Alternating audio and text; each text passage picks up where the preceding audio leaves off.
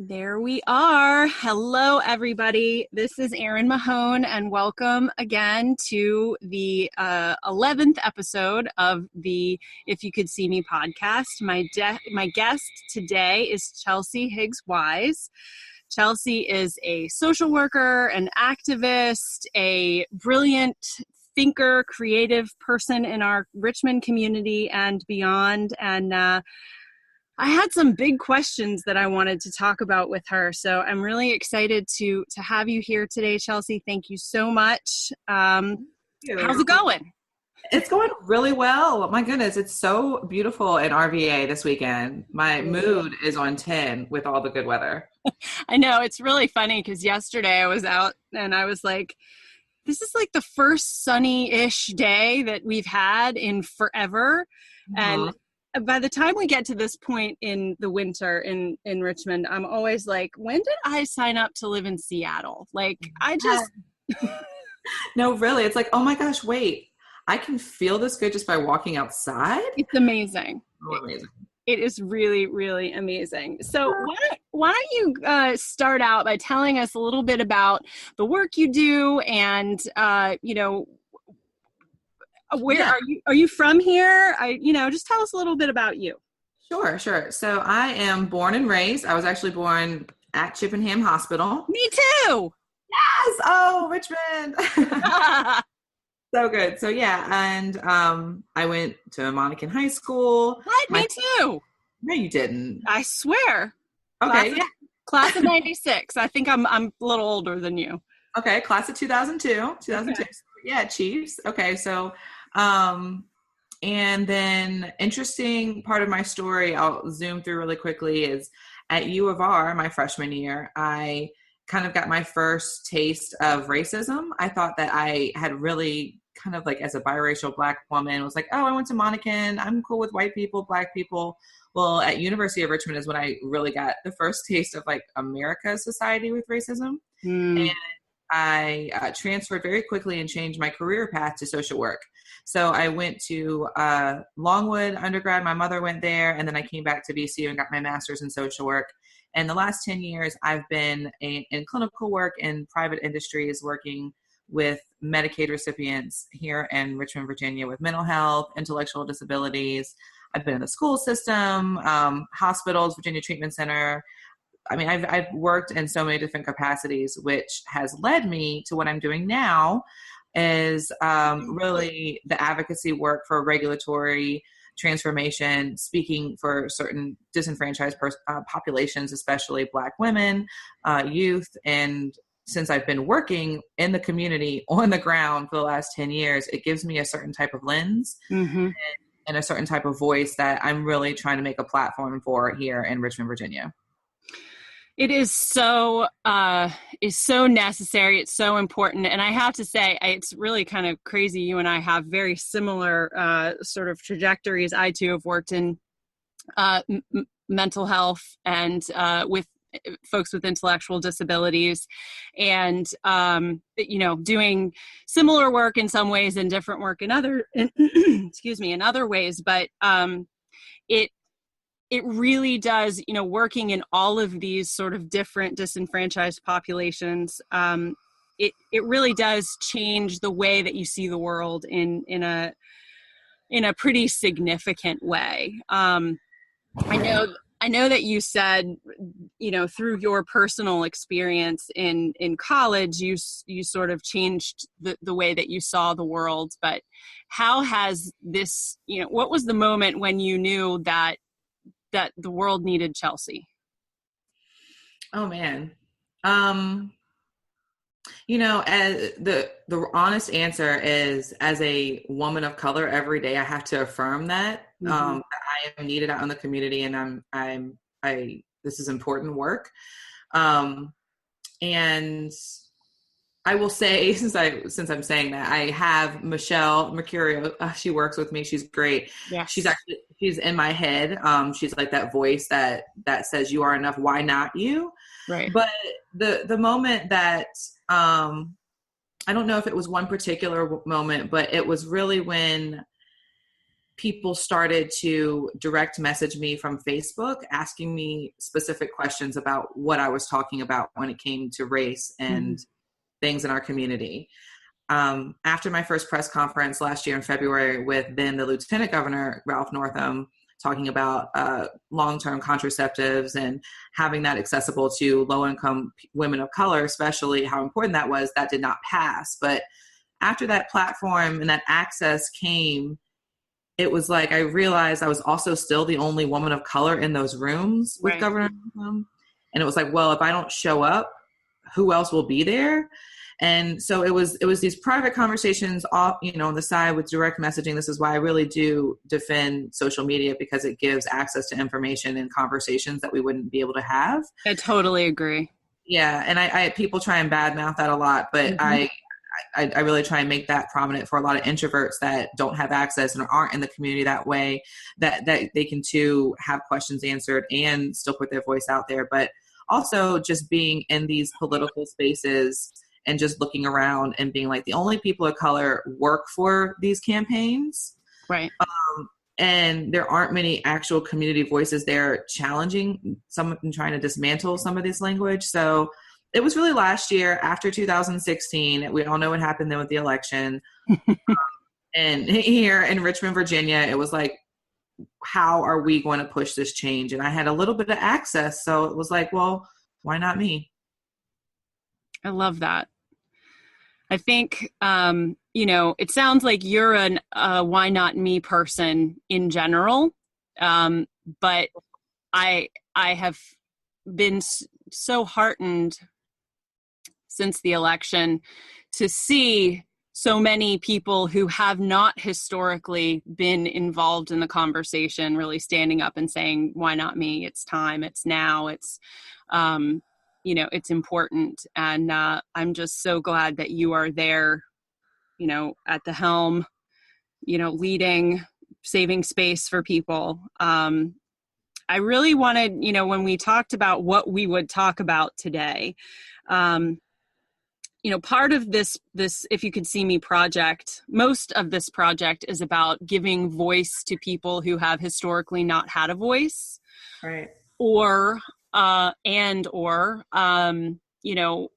talking about seeing one another in different ways, and once again creating that space for change, for conversations around things that most people don't and have not historically talked about in polite company, as it were. Right. And so, when we talked, I said I wanted to talk to you about, just the little thing of the emotional and intellectual complexities of change. It's just a light little Sunday afternoon conversation. It's funny that you say that, because my current role right now, which I think is important just because of the work that we're doing, is I am working with initiatives of change with Hope in the Cities. And Richmond, Virginia has been chosen, along with 13 other cities across the nation, to be granted an award by the Kellogg Foundation for Truth, Racial Healing, and Transformation. So this is a big money grant that has just come to our Richmond, Virginia area, and I have been hired on as the truth pillar of that change and as the narrative change officer. So it's interesting that I have been speaking and giving voices to this, and now I have an actual title that pays me to create narrative change. Right. So that's pretty cool. So as I look at this, when we're talking about the emotional and intellectual complexities of change, it's important that we look at it from a micro and a macro lens. Right. Otherwise, we're going to start to confuse it. And I see that happen in a lot of conversations where people get frustrated and why they're not able to have productive communications about these really heavy issues. Right. So it's important that we understand, if we're talking about the emotional and intellectual pieces, are we talking about as individuals that we need to have our own self-awareness on and where we come from and our own biases? Or are we talking about the emotional and intellectual pieces from a macro view, from a society, from America, our country, the the city narratives of what do our monuments say? What type of images do we have around our own community? That is our macro emotional and intellectual pieces that come when we're talking about change in our community. So, yeah. Well, I thank you for, separating that out. I think it's really important. It is incredibly difficult to have these conversations. And which is why I want to have them in as many different ways as possible. Because I think that when we ask these questions, the more we do it, the more we, sit across from each other, whether it's in this type of setting or, actually face to face, we are, we're breaking down those barriers, and we're allowing ourselves to be in those places where the work is to figure these things out. I definitely, I think that obviously we have to talk about those macro, the systems and the collective societal elements, but I think it's most important for people to have these conversations with themselves. Okay. So, I mean, I'm not sure that you can, and correct me if I'm wrong, because you are definitely the expert and I am a lay leader here, or a lay person here. But I think we have to have, you have to be willing to acknowledge that a system is stacked against, a certain group of people, or that there has been, privilege in one area and not in the other, before you can, conquer the bigger issues. Right. So, a lot of times people are able to, it's interesting. So people are really able, well, let me first off say that the expert on this is really like each individual person, because right. That's where we all are. So it's just, I'm just, again, speaking from my experience of doing this work, but I think that a lot of people are really more, when we start talking about self-awareness on their own stuff, they can say, oh, well, this is me, I'm different. And again, that's why I'm able to say, I don't necessarily agree with everything the Republican Party says. Right. And it's not me, I think this way, but it's okay to still be part of that bigger collective. Mm-hmm. But what we don't realize a lot of times, or don't weigh as important, are those messages that collective is feeding into the individual. Right. So they might not understand. It's like, well, I just really care about my guns. Like, that's just been a moral issue for my family. And that's why I feel that way. And that people get really settled in those very individual states of mind. And they're not able to work through that on a macro lens to understand why maybe their family in a very rural Virginia that hasn't had a lot of interactions with Black people and have been fed a certain skewed of history, why your family in particular individually feels this way. Right. So it's really interesting when people do that work, how they have to then, they're forced to simultaneously do some work on their family origin and that sort of thing, to look at the bigger collective. But I do think you're right that to start it off, they have to be ready to take that dive within themselves. Which is really, really hard. I have, probably very clumsily, admittedly, posted things on Facebook or tried to have conversations with, other white people in our communities about, we're actually racist and we don't even realize it, or 28 ways to know that you're a racist. And people don't like being approached that way. Right. And, even though it may be true that we all clearly have biases that we are often unaware of, it is a matter of, trying to have these conversations in a way that meets people where they are, so that they can move along the process, right, rather than, me standing up being me in particular, because I, like you said, I'm the expert of my own story. Everybody does things differently, but right. I had to learn the lesson that I can't just stand up and wag my finger at people and yell at them and tell them that they're, Yeah, no, That's a real thing. So it's interesting. So I'm a biracial woman. So I talk a lot about Black issues, Black things, but it is important that part of my experience is I'm biracial. So a lot of Black women approach me and say that I am way too nice to white women. And when I talked about race, I mean, I get a lot of slack of, why are you so nice to white people? And it's seen from that, and I understand that lens, and that's maybe for another day, a different, but for the idea of approaching people like they're humans and not like their position, especially because I am in a political scene a lot. People want me to go hard at these politicians. Right. And it's like, I'm not going to get anywhere if I treat them like a post. If I treat them like a human, then it'll be differently. I mean, at the end of the day, these people go home as humans. So we do have to approach each other that way. And one thing you said I really like is where they are, approach them where they are, because this is a journey. You don't just stand up and all of a sudden you're woke, right?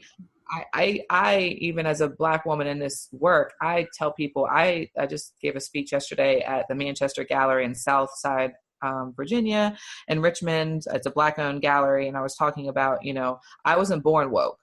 And so it's been a journey for me, and it's definitely going to be a journey for white people that didn't have an experience of just growing up that way. So it's an empathy level that it's important for all of us to start really looking at, and then choosing those words very kindly, because people don't like to be called racist. I mean, no, they really don't. Really don't. Racists don't like to be called racists, but but I will say one of the other kind of points that I brought up with you earlier in sort of preparation for this conversation was just that there is something to be said for that. I mean, obviously there's justification for all of the anger that exists in the African American community and many other communities who are marginalized in America and around the world. It is completely justifiable, and there are so many people who come into these conversations feeling like, well, I'm here now and I'm ready to help and my eyes are open and I'm, wearing my, happy smile and let's all be friends. And they don't realize that they've walked into, hundreds of years worth of pain and fighting. And, I'm curious to know how you, have talked to people about that or navigated that on both sides. Right. Yeah. So it's really interesting. So let's take an example, like let's take a current agenda right now is the gun control. Okay. So there's two narratives going on, because in America, there's always two. It's I'll say the whites and the non-whites. And sometimes there's also an intersection of class in there as well. Right.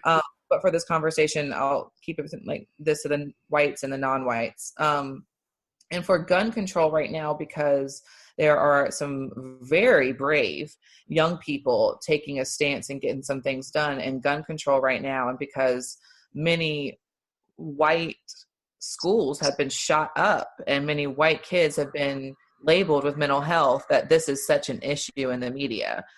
But to the non-whites, there have been marches forever. I mean, we've been doing it since Black Lives Matter. That's what Black Lives Matter is all about, is gun control with our actual police officers in our criminal justice system. But those voices weren't heard. And so it's one of these things. So when you're ready to have these conversations, you have to understand the lens that comes with it and where you're going to stand with that. Because some people are just not ready. Like I know right here in Richmond, Virginia, a lot of the Black grassroots advocates don't feel like this gun movement is for them and that it's for the white community. So that basically means that Richmond Public Schools might be left out of this completely, and Henrico be really taking the stance on this. And so it's interesting, these different dynamics. So I bring that up to say, looking around what people see in their everyday community, and I try to point these discrepancies and these racial disparities out and these different narratives out in their own communities, so that they can start to have a lens before they walk in. And I work with Planned Parenthood. I'm on their board and talking about joining Black spaces. And it's about, before we go in there, we need to really do some work on ourselves and looking at that. But it's also about understanding the narrative that's going around in your own community. It was around the meal tax as well. A lot of the Black restaurants wanted the meal tax. The people that were opposed to it were all white people. Not saying that all white people are against the meal tax, but looking at those narratives of that. So again, it's one of these things that I really, before I start saying this is how you talk to Black people, or Black people, this is how you talk to white people, I want them to start seeing what's going on in their own communities, right, to have a little bit of that first. Well, I think that, and this is not, a new idea, but there are so many people, and I do want to broaden this conversation a little bit, but I definitely want to say that, there is this sort of white savior idea that, where, white people get involved in things and they think, oh, well, they just needed me to get into this and now I'm going to fix it. And I'm going to come in and I'm going to make everything better. And, it's I'm sure that it comes from a well-meaning place, but it causes a lot of problems in so many ways. And it just sort of goes to, it's, as you said, it's more about, not assuming what someone else's experience is before you walk in the door. You have to understand that I need to be quiet and I need to pay attention and I need to listen more than I talk.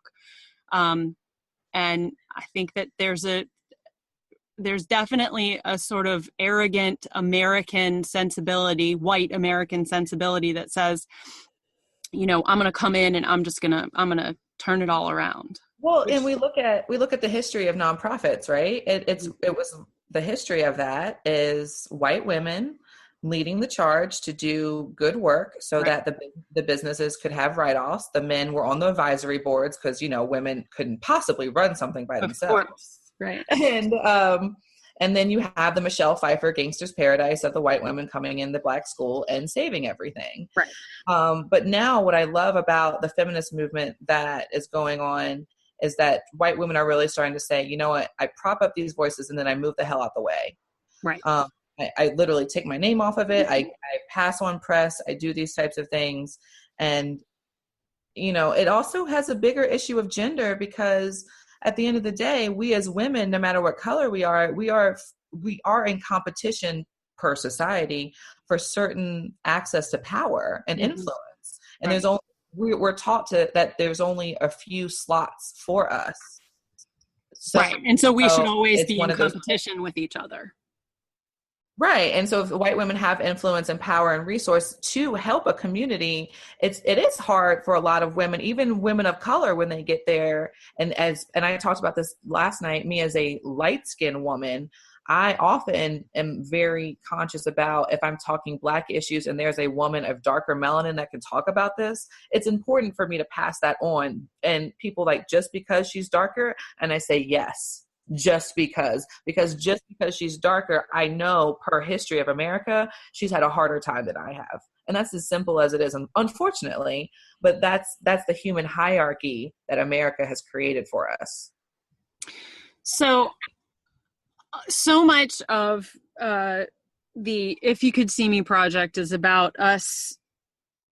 I mean, really, this started with, as a mental health awakening, as a, bringing this to the forefront and coming out as, people from all walks of life who live with a mental health diagnosis. But ultimately, I believe this speaks to everything that we are in a moment where speaking out, giving voice to different people's experiences is the only thing that really powers change in our society. We can't do away with sexism and sexual violence. We can't do away with racial discrimination and religious discrimination if we aren't willing to stand up and say, this is my experience. And how do you approach conversations, not just with race, but, in all the work that you've done, how do you approach conversations with people who are resistant to it, or who are uncomfortable, like genuinely uncomfortable? They're not apathetic. They're not angry. They're not, they're just genuinely, they don't know, and they are uncomfortable. Well, one, I always, just check my own energy and see if it's worth it. Number one. But number two, if I realize I have to really try and push a change with this person, I look at myself and as the messenger, right? I'm a woman of color. So automatically I have a certain level of aggression that comes with me. To a white person, I'm a light-skinned person. So when I'm talking to a person of color, I automatically come with a certain level of privilege. Mm-hmm. So it depends on my audience and who I'm talking to. But like you've said, and exactly everything your project is about, once I assess that, I try and figure out what is the story that they need to hear. And I know that, and I figure that out because then I look at them a little bit. I try and figure out what about them is making this uncomfortable. And that's really when I start using all of my clinical MSW. Right. That is something, a gift I find is very helpful in this environment. But then it's about finding those stories that people can connect to. And white women talk to me all the time. It's something I love. White women approach me because I think they're the group that really wants to help the most and the most good faith actors. Mm-hmm.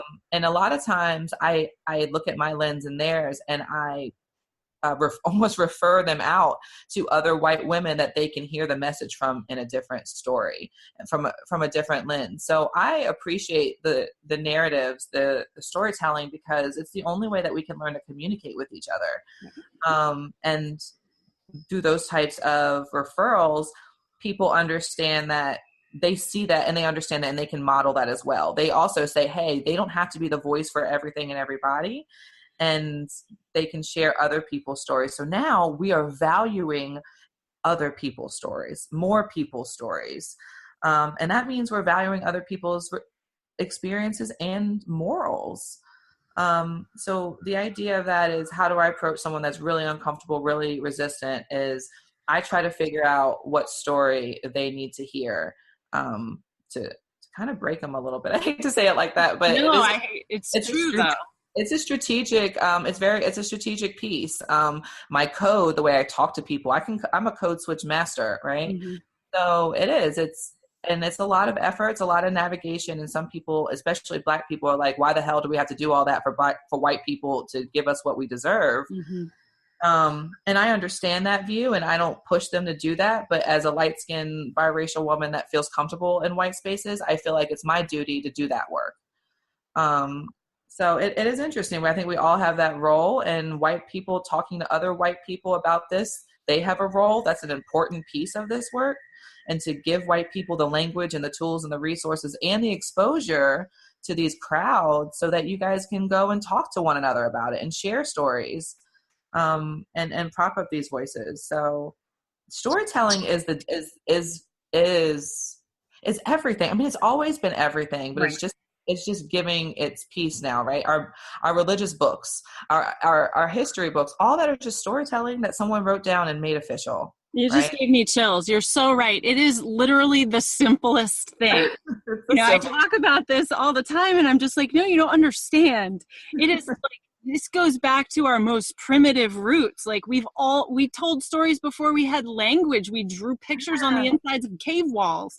Right. Like stories are everything. And it feels new because for some reason, we as an American society got so caught up in only valuing the stories of the people who we thought met what was the model, what we were supposed to look like, what we were supposed to be like, how much we're supposed to, are we good consumers? Are we good, do we play the game? And we forgot about the fact that, yes, class has always existed. Yes, differences have always existed, but ultimately we're just human beings. And there's not, even within a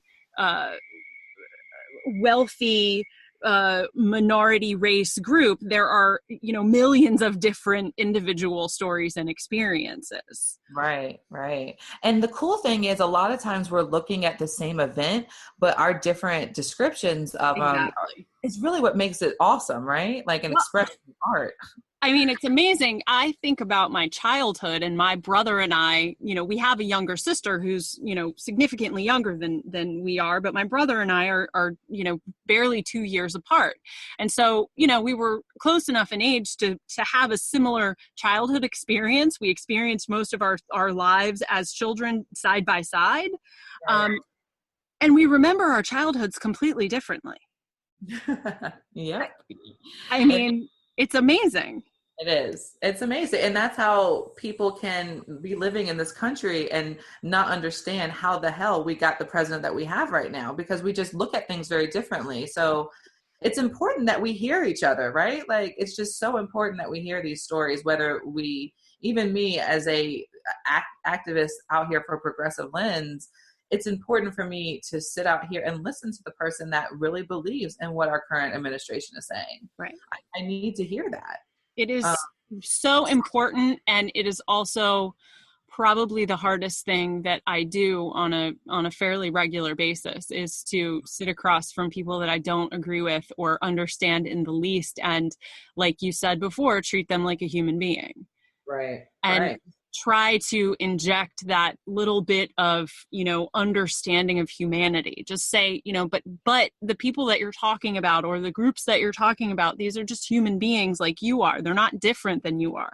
Right. Sometimes it feels like screaming into a vacuum.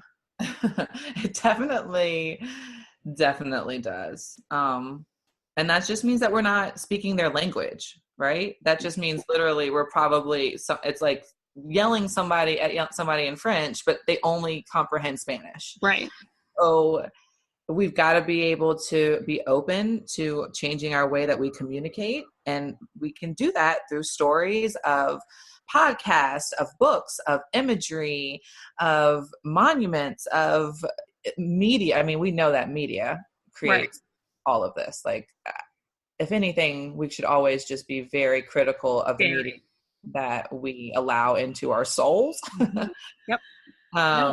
You're absolutely right. Something I tell my children all the time. Yeah. Question. Just because the TV tells you need it doesn't mean it's true. Yeah, man, we have given the power to the media so much, but it's awesome now that with the internet, other people can have media platforms. Mm-hmm. And that's the powerful piece of it. So it's another piece to be able to tell those stories. But, trying to have those conversations with people that are just very hard line across the aisle, that's when I also look at who are their influencers. Who are they listening to, and how can I maybe infiltrate in a different way into their minds? And that's why I really love the idea of legislation. I've always been a policy junkie, so I get that people don't fall into that. But what I really would love for people to start thinking about is politics. You're supposed to be able to vote and have somebody represent you, right, so that you don't have to keep up with every bill that's going on, right? Our government is not made for us to have to lobby for every bill that's going on in session. We would go crazy. We should be able to have a representative in there that we trust. So it's important that somehow, some way, we start finding messages that we can push our legislation into those representatives, and we can move on. Because policy right now is running a lot with everything with the election. That's the core of our climate and our culture. Right. And when you talk about disagreeing with people or arguing on Facebook, you automatically know, hey, they're probably arguing about politics. I mean, it seems to me that that's the only thing people argue about on Facebook. Yeah. Yeah. Right. Is the only thing that people argue about. That's a good point. I mean, at least from my perspective, it's that's probably where most of the irritation comes from on Facebook. Well, I think that we all have a responsibility in that. We have to, if you are making a firm statement on social media, mm-hmm. then you have to be prepared, no matter what side you're on, you have to be prepared to be challenged. You have to be prepared that somebody's going to come to you and say, you are a communist, or you are a, Nazi, or even, more subtle, less extreme accusations. But I think people automatically get upset. And look, we've all done it. I mean, I know that I've done it where, I've posted something like 28 ways you're a racist, and then people get mad at me, and then I'm mad that they get mad. And then, but I have to separate myself from the situation and just say, you know what? I have the right to put it out there, and you have the right to be critical of it, but we're not getting anywhere. Right. Well, and I take those conversations really strategically, because that's kind of how I built my platform, is disrupting the conversation, the very comfortable conversation. So it's so funny. I have to remember, like, when I say things like, well, the biggest agitation on Facebook is politics, I actually mean that in a more positive, progressive. No, I agree with you. Absolutely. No, yeah, I know you do, but it's interesting that I'm sure people listening might not hear that. Like, well, that's why I don't do Facebook. I was like, well, no. No. Be a part of the conversation. Yeah. And so it's really cool. I always try and think about social media, and just for my own mental sanity's sake, it's like, so Facebook is the water cooler, right? It's the conversation, nothing, it's just where to spark ideas and kind of see where the narrative is. Mm-hmm. Instagram is where you sell stuff. That's pictures, it's fun, it's what people are buying, you feel good. It's not a lot of pressure to interact. All you got to do is like something. And then Twitter is for your news, right? That's when that's writers, news, that kind of thing. That's for me, my separation of it. So it's interesting that I share that little tidbit with people too, that feel like they want to interact with social media, but it's too much for them, just to try and compartmentalize them some kind of way that works for you.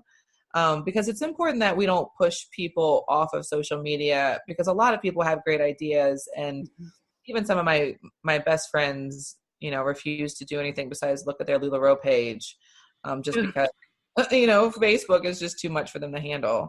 Right. No, I hear you. And I definitely have those conversations. I mean, I have quite a few friends who are still not on Facebook.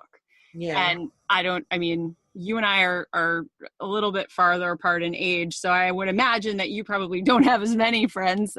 Most of your friends are probably on friends. I know you have acquaintances that are different ages, but close friends you probably have, everybody is. But I know quite a few people who just never did it. They're just like, I don't want it. I can't, it's too much. I can't handle it. And to be totally honest, it is a life-changing platform. It is, it has helped me connect with people.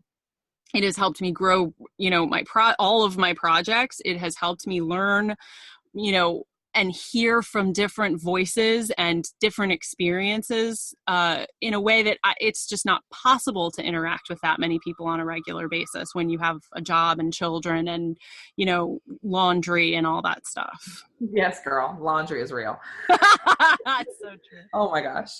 No, but you're so right. So I guess my question, and something I struggle with, so let me ask you a question, if you don't mind. Sure. Is when, especially, so most people that I hear that from, it's too much, are white women. And my immediate thought is, well, how privileged of you. Right. But as we've talked about, Erin, a lot of people don't like to be labeled certain things. Right. So I'm really still trying to find a way, not just with social, but just to kind of lift the veil on why it's important, or like even just recognizing your own privilege, that you don't have to deal with this stuff. Well, I think in my experience, because I have had this conversation with, a number of my white woman friends. And the thing is that it's a long conversation.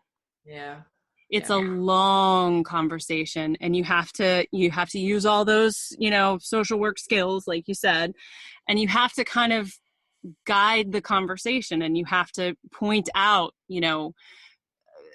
circumstances and ways in which, they don't have to think about the world in the same way that you do as a woman of color. And but even so, there are plenty of entry points for women on Facebook, women in particular, women on social media that I think could be sort of equalizing factors. We connect with other women, we connect with other parents, we connect with other people in our community. We build, bonds and we grow our community through these online relationships. And I think maybe for someone that is afraid or overwhelmed by it, the idea that, you talk to them about building their own community and connecting with other people. A lot of the people that I know are, quote unquote, liberal people. It's not like they have super, conservative politics. They just don't want to be a part of that conversation because it's uncomfortable. Yeah, and a lot of them are just real empaths, right? Like it's legit, yeah, exactly, for them to take it on.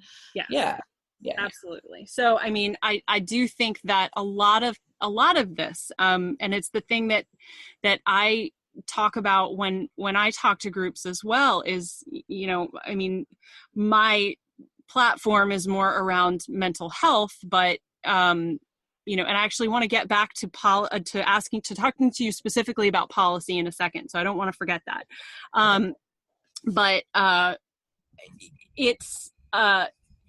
it is, I don't think that we could have, as a society, had the enormous change and awakenings that we have had collectively, in good ways and in bad ways, that we have over the last few years without social media. Because the fact of the matter is that these issues, we have moved so far on so many issues in a fraction of the time that it used to take us, because we don't have to have these conversations in person anymore. Right. We can have them on our coffee break or when we're outside having a cigarette. And yes, they're messy, but they were always messy, and we just avoided having them because we had to look at each other. True. So there is something to be said for us having the opportunity to work through all of this really messy, gross feeling stuff that some people are fighting for their lives in these conversations. It's amazing. It's absolutely remarkable. We've gotten to get messy without having to look at each other. And there are trolls and there are pieces of garbage on the internet that, don't make that fun. But I have not encountered that many really horrible people. Right. And that's the cool thing about it, is that they're really, at the end of the day, people want to assume the good in folks, and most people are. Right. So, they just see the world through a very specific lens. And it's just a matter of, once again, when you meet people where they are and you just try to be very gentle about, and I don't mean pacifist, and, I'm very honest about what people live through, but I have to share that story in a way that is palatable so that they don't completely shut down and push me out the door. Exactly. So, I mean, I think that we just need to be teaching our children negotiation and clinical social work skills in school. Seriously. I mean, just some social awareness. I mean, just self-inventory. Right. I mean, that kind of thing, being able to check in with self, mindfulness. I mean, that's the kind of thing that we really do need to be valuing more. But if we're not going to have it in school, then we just got to do it at home and ourselves. Yeah. Yep. So I want to go back to, you said you're a bit of a wonk, and,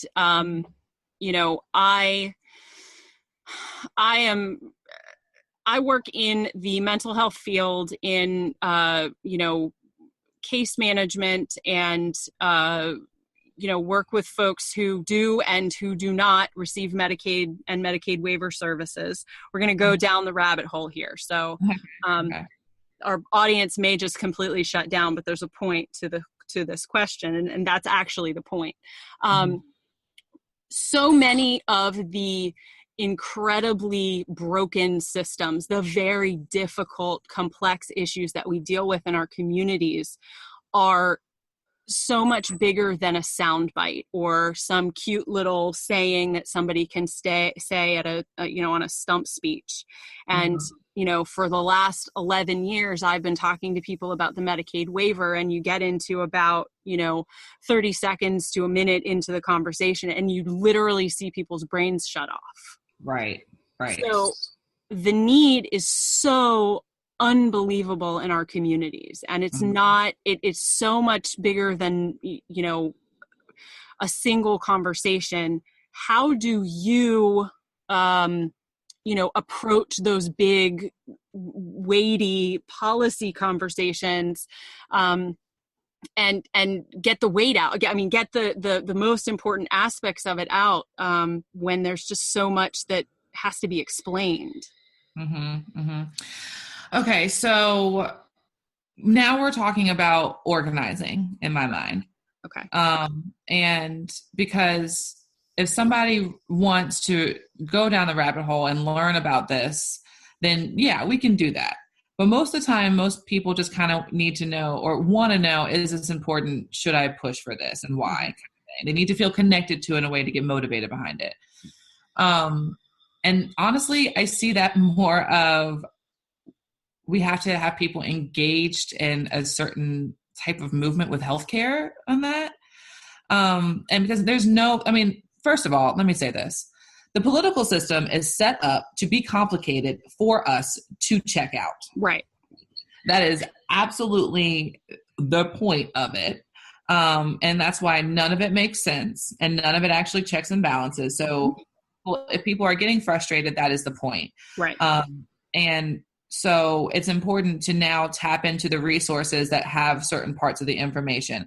Even myself, I don't have all the information. So that's why I say it's important to start thinking of this as organizing and tapping into the people that are connected into those waves, tapping into the people that are having the conversations in Congress. Do that in the Senate, or people that are having it on a community level, because these conversations are happening on so many different levels. So also just getting people to say, hey, at what level do I want to engage? Right. And that way people don't feel so overwhelmed. And the advocates, like you and I having these conversations, we don't feel so overwhelmed because we have to know where someone is and where they're really trying to go.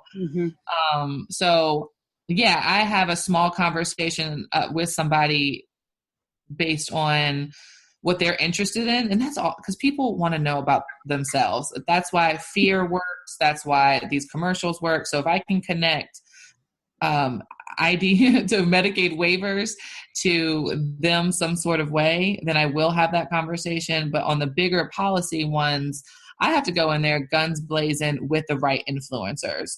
And so none of this, Aaron, I want to mention, none of this has been me saying, hey, sit down and give research to somebody. I have not said in any of my answers to learn more. Everything I've said is connect with the right people that have the information. Right. And stand beside them. And that's when it's about watching people, see what they're involved in, and organize with them. And the more you do that, the more you learn by proxy, by virtue of just being in those spaces and being a part of a conversation. We can't do this alone. Right. Right.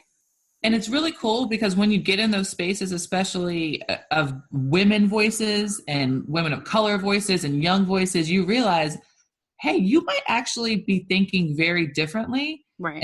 And have great input because these folks have been in it for too long and have the blinders on. Yeah. No, that is so very true. You run, this is where self-awareness comes in too, though, because on the other side of that, you run the risk of, walking in and being like, being super Pollyanna about everything and saying, we're going to change the world, and everyone's super burnt out. So, you're absolutely right. You're 100% right when you say, you can walk into the room and know, what is that quote? There is a quote about, the less you know, the better your ideas are. The less you know about a situation, the better your ideas are. Because you don't run up against those roadblocks. You don't run up against those, well, we tried that, or we tried something similar to that, or this person won't like that, or, you don't have all the sort of inner turmoil. But it's like what you said, though. So you can have that thought of the creative thought in your mind, but the people that you've aligned yourself with you will hopefully mentor and navigate through the process with you so that your voice can be heard. And you're not just like, well, you're not disappointed because the world isn't going to change in an hour. And also you're still invited in the room with that kind of access. Right. So, yeah. So my last question to you, because we've been going for an hour, it feels like 5 minutes. It's amazing. So you just said the world's not going to change in 5 minutes. The world's not going to change overnight. How do you keep from getting discouraged when you feel like things are not moving as quickly as you would like for them to? Oh, man. Okay. So this is hard, right? Yep. This is so hard because you get these small victories and you celebrate them, but then you realize that's kind of all the movement you get at that moment. Right. And then sometimes people are like, well, why are you even happy that Virginia went blue? It's not going to change anything. It's like, well, I need that. So this is back to just a mental health piece for me on finding balance. Right. In your own expectations for yourself, right? Because that just goes back to understanding what we can control. And we can't control, I'm going back to my date counselor days. Only person you can control is yourself, right? I say it all the time. That's the only person you control is you. So, getting the expectation that society and the world is going to change, we have to turn that back on us and say, what can I do and what can I control? And all that really is again, not controlling change, but your effort and your performance.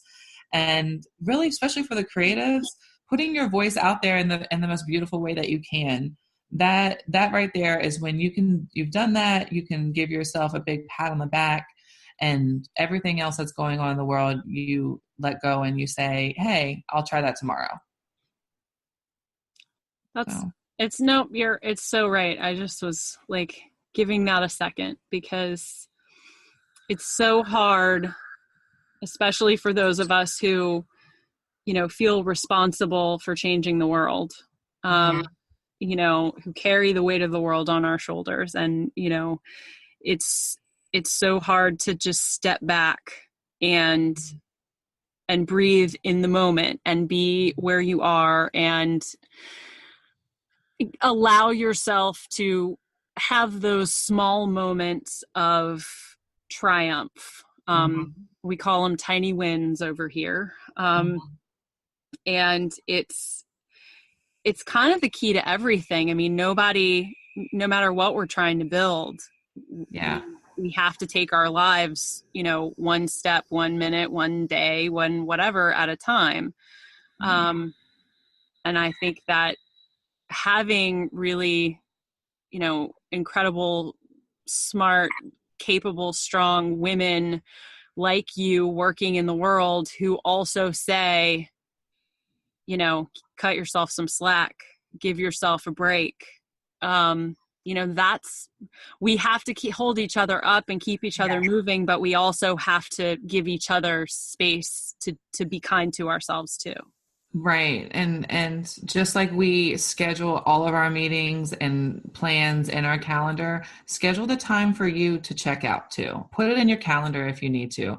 I've had to start doing it. I never thought I would. It sounds crazy, but it is really to that point. So, we should, and that's just how we support each other. So I really appreciate you inviting me and having my voice here, and, you sharing your voice, which is awesome. How we met is just you putting your truth out there and seeing you doing everything you're doing in the community. And we got to cross paths doing creative stuff in the community. So it's just really great to see women around doing this and uplifting each other. Truly. I totally agree. Thank you so much, Chelsea. Keep up the amazing work. You too, girl. I look forward to talking to you again soon. Okay, great. All right.